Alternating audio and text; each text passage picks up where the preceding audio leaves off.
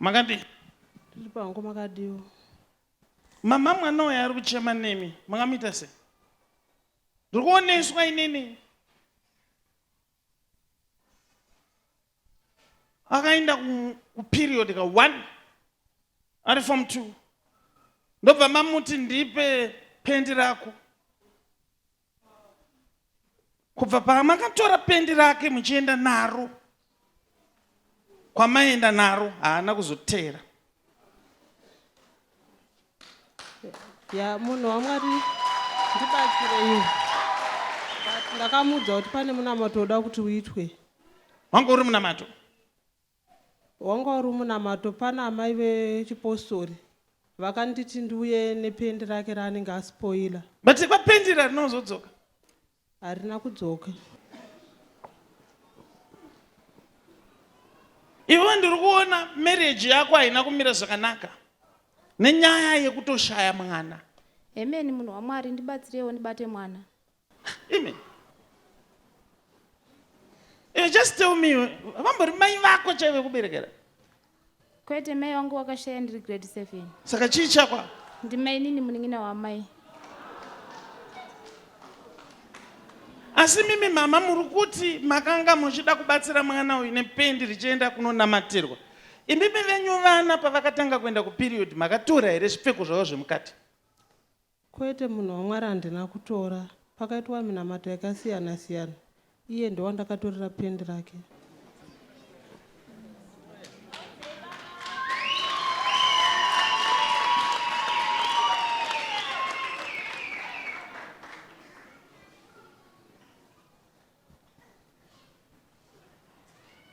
Saka urida kutanga kuenda kuperiod rini?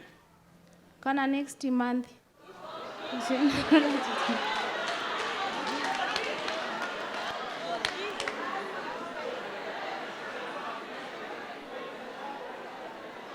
Chero dai ndiri ndaitoti nhasi kandigona kubata mwana zvotaita.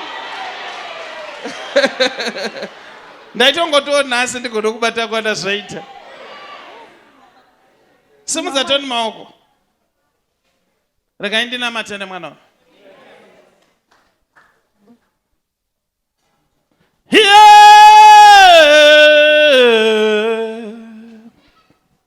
Father, I pray right now. Muri Mwari weshirikadzi, muri Mwari wenherera. Batai vana vagonesai. Uyu mwana mupei mwana uyu. Ngaabate mwana. Nezita raJesu. Nezita raJesu. Nezita raJesu. Nezita raJesu. Pane zviri kuitika baba. Pane zvandiri kunzwa mumakumbo mangu. Zviri kuyerera.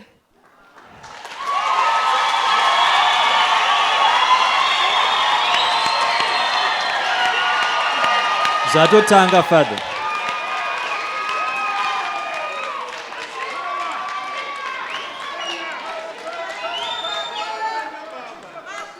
Oh yes. It's happening right now. You are already free.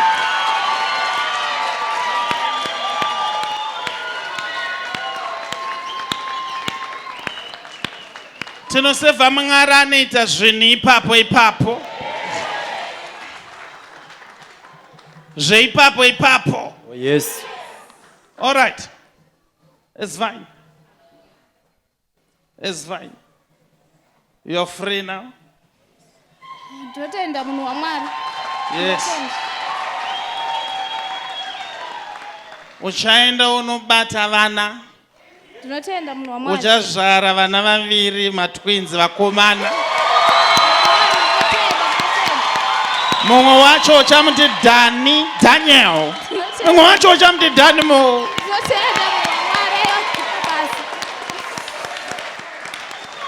Oh yes.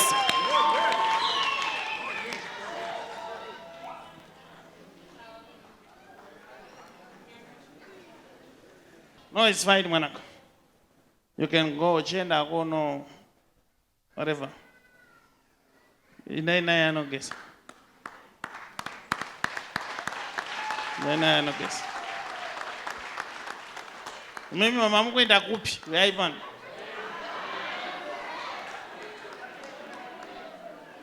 ndonyatsonoona mwana wachipora sei atidi.